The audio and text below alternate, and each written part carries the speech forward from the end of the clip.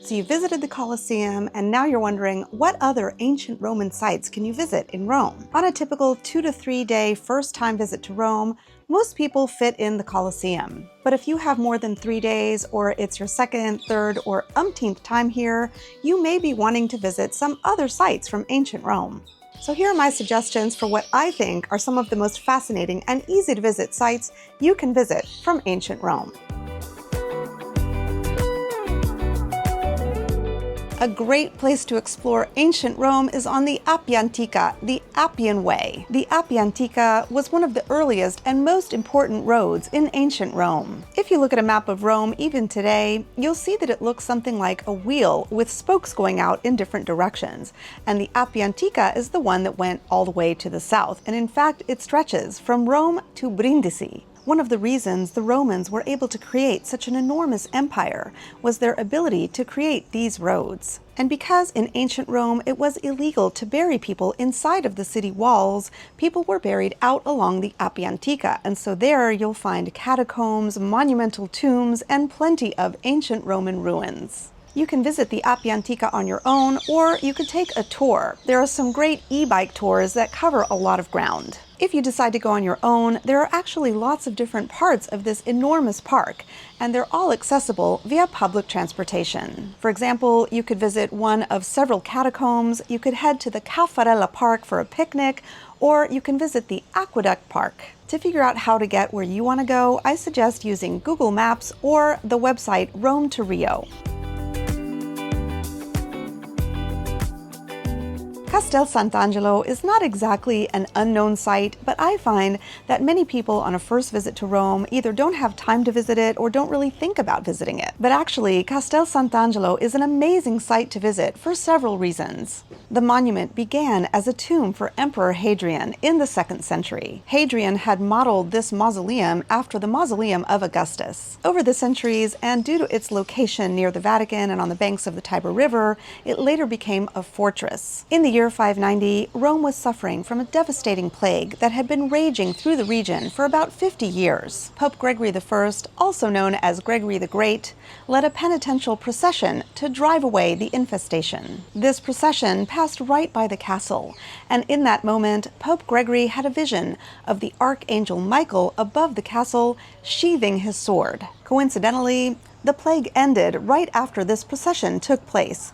And so the Pope took it to mean that his vision had divine meaning. And from that point on, the fortress came to be known as the Castle of the Holy Angel, or Castel Sant'Angelo. The castle later came to be used as a party palace by certain popes. It also became a site of refuge when popes were fleeing the Vatican. Eventually, the castle came to be used as the site of gruesome executions, as a prison, and eventually a state museum, which it is today. And while I love visiting this monument for its art, architecture, history, I think for a lot of people, one of the best things about visiting Castel Sant'Angelo are the views from the roof. And as a bonus, a really cool thing to do is to walk along the Passetto di Borgo, which was the passageway that the popes once used to flee the Vatican and hide out in the castle. The baths of Diocletian were the largest public baths ever built in ancient Rome. They covered a much larger area than the baths of Caracalla. But unlike the baths of Caracalla, which is fairly intact and an easy site to visit, the baths of Diocletian are in a worse state of disrepair. However, you can visit them, and what you can visit is spectacular. Just as an aside, one of my favorite churches in Rome is the Church of Santa Maria degli Angeli dei Martiri, which means Saint Mary of the Angels and the Martyrs. Now, this basilica was once part of the Diocletian baths. At the end of his very long life, Michelangelo designed the vaulted ceilings that turned this space into one of the most stunning basilicas we have in Rome. And you can easily visit this basilica, which is on Piazza della Repubblica, not far from Termini train station. And while yes, this is technically a site from ancient ancient Rome, it still classifies as a basilica, so I want to tell you about visiting the actual baths of Diocletian. The baths of Diocletian are also close to Termini train station. They're also close to Palazzo Massimo alle Terme. In my video about museums you can visit in Rome besides the Vatican museums,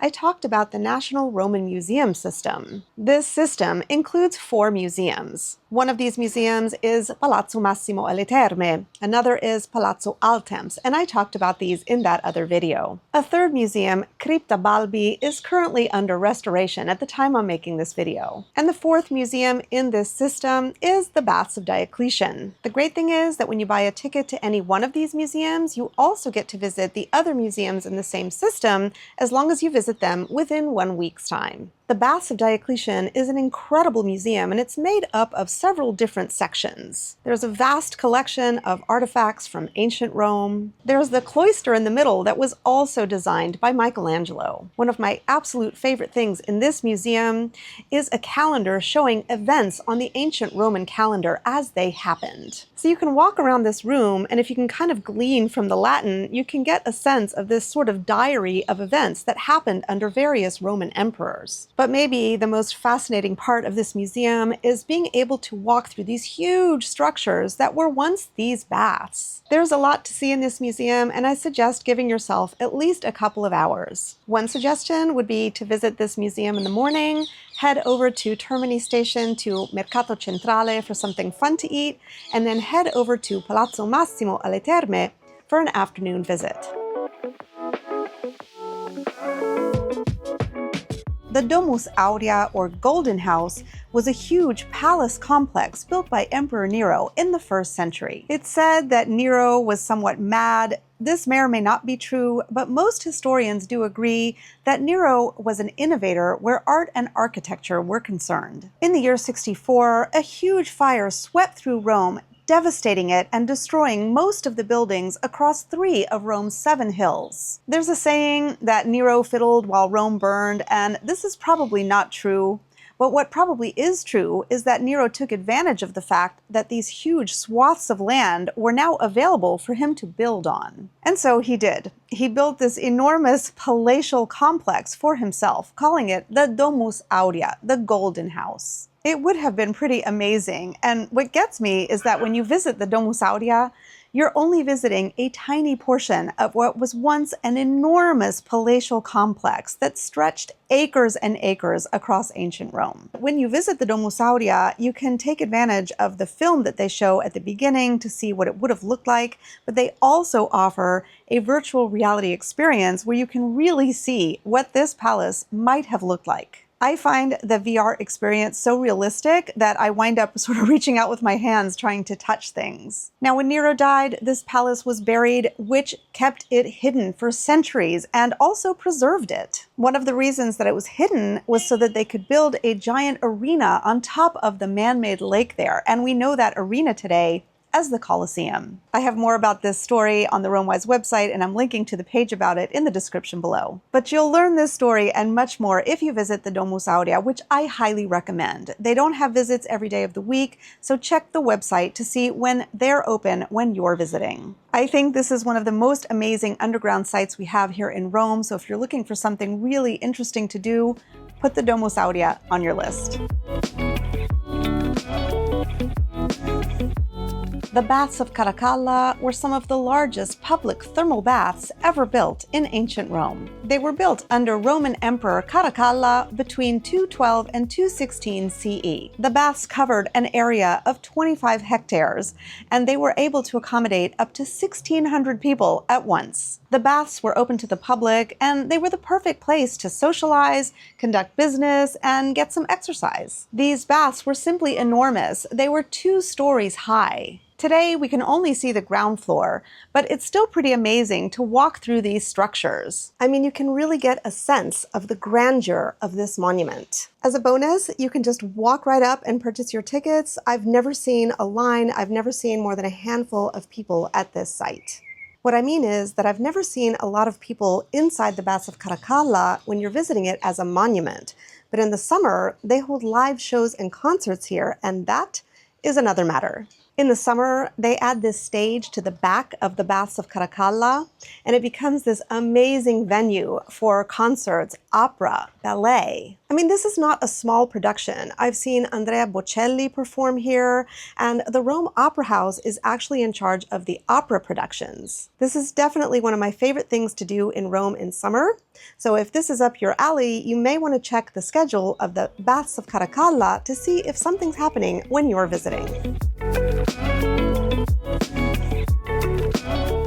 Largo di Torre Argentina may be one of the easiest ancient Roman sites you can visit in Rome. This site, which we actually shortened to just Largo Argentina, is right in the center of Rome between the Jewish ghetto Campo di Fiori and the Pantheon. In fact, you can easily visit this site from above without even going inside. At first glance, what you're looking at are some ancient Roman temples. There are 4 of them, although one of them is kind of hidden. They're all from the era of Republican Rome, meaning before the Roman Empire. Although some of what you are seeing is actually from the era of the Roman Empire because some emperors, for example Domitian, made some repairs there. And in one of the temples you can see traces of medieval Rome. There's a little bit of a cosmotesque floor that you can see from above. There are also some frescoes that you can easily see from above, but also from down in the ruins themselves. Until recently, you could only see this site from above, but a couple of years ago, they opened it to visitors, and now I think it is an amazing site to visit. Tickets are only a few euros. The ticket booth is right there by the site. You can buy tickets on the spot. There's never a line. They've made it really easy with ramps, and things are well signed so you know what you're looking at. And there's a small but excellently curated museum in the back underneath the street level. Now, as I said, this site seems like a little collection of ancient Roman temples, but it's famous for 2 other things as well. It's probably most famous for being the place where Julius Caesar was assassinated in 44 BCE. I did a whole video all about Largo di Torre Argentina, where its name comes from, all about the temples, and why we know that this is the site of Julius Caesar's assassination. So my kitty Kiki has joined us. This leads me to letting you know about the next thing that Largo Argentina is known for, which is being Rome's largest cat sanctuary. So if you are a cat lover, you can head on down into this cat sanctuary and visit some of the cats there. You can also adopt some of these cats either to take home with you or even from afar. But most of the cats who live in these ruins are actually not up for adoption. They simply live in the ruins. But if you're not a cat lover, don't worry. You can still visit these ruins. The cats will not bother you. As I said, most people visit the Colosseum on their first visit to Rome, and that ticket comes with entry to the Roman Forum and Palatine Hill. But I think that a lot of people miss the Roman Forum and the Palatine Hill because maybe they run out of time and energy, or maybe they don't even realize that it's included in their Colosseum ticket. Certainly, if you booked a tour with an outside tour company, it would have included the Roman Forum and Palatine Hill, but usually these tours are not that in-depth. I have a lot of videos on this channel about visiting the Roman Forum and the Palatine Hill, including some about visiting the super sites. I also have a video about where the entrances and the exits are. So many people don't realize that your ticket to the Roman Forum also includes access to the imperial forums or fora. These are the ruins that you see along the Via dei Fori Imperiali, the road that leads from Piazza Venezia to the Colosseum. So I would suggest starting your visit to the Roman Forum and Palatine Hill, maybe on the Palatine Hill, making your way down through the Roman Forum, and then go out past the Forum of Julius Caesar, go underneath the Via dei Fori Imperiali, and visit Trajan's Forum at the end. By exiting via Trajan's Forum, you're close to the next site that I want to recommend to you. So, if you didn't visit the Roman Forum and Palatine Hill on your first visit, or you visited it but it was a kind of superficial tour, you may want to consider visiting the Roman Forum and Palatine Hill on your next visit to Rome. I think if you visit this site with a goal to really exploring it and understanding it and visiting some of the super sites, you're going to get a lot more out of it. The Roman Forum is where downtown city life was in ancient Rome, and there are so many monuments you can see here. The Palatine Hill, which is connected to the Roman Forum, it's all one big park, is where the emperors built their palaces, and it's where we get the word palace from. And you can buy a ticket called the Roman Forum Super Pass that only includes the Roman Forum and Palatine Hill and not the Colosseum. The great thing about this ticket is you can purchase it online, you can purchase it on site, They never run out of them. And unlike Colosseum tickets, this ticket does not come with a specific date or time, so you can purchase it up to 30 days in advance of when you want to use it. If you're really into ancient Rome and want to explore this site to its fullest, I suggest making a plan. First, you should pick out which sites you really want to visit. I have 2 pages on the Romewise website, one dedicated to the Palatine Hill, the other dedicated to the Roman Forum. And there you can find lots of detailed information about the many sites and monuments that you can visit in this park.